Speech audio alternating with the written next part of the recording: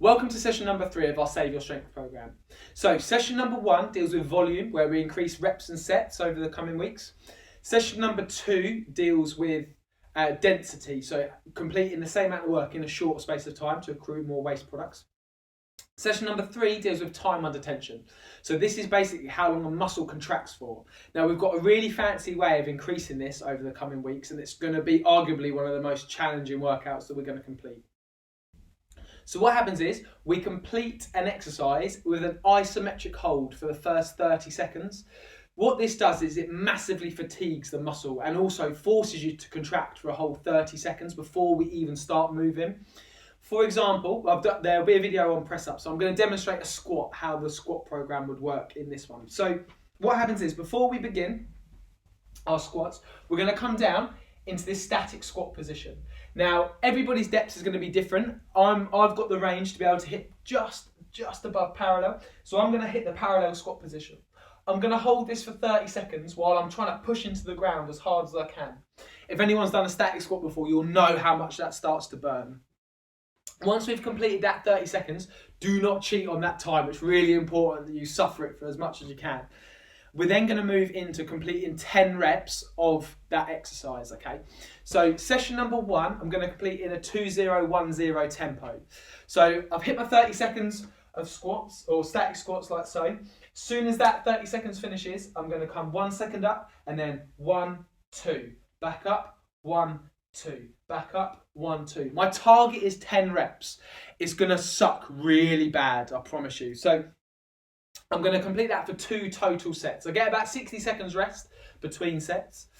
Every time I complete 30 seconds and 10 reps, I then add an extra second onto the eccentric, okay?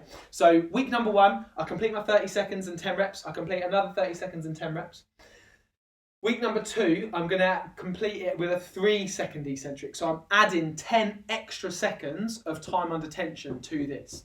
You can imagine as we progress through the weeks, getting up to a 5-0-1 tempo and so on and so forth is really going to force that muscle to contract for an awful long time.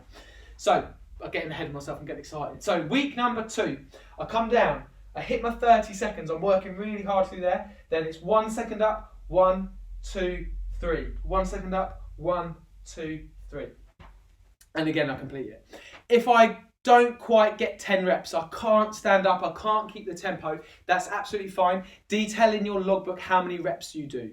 So for example, say in this second week, I manage 8 reps and 7 reps. It just means that on the third week, I keep the tempo the same at 3010, but I have to try and beat that rep number. That is my target. That's where I'm forcing my muscles to contract for longer and longer and longer in that tempo. Now, this session will really lend itself to the most challenging exercises.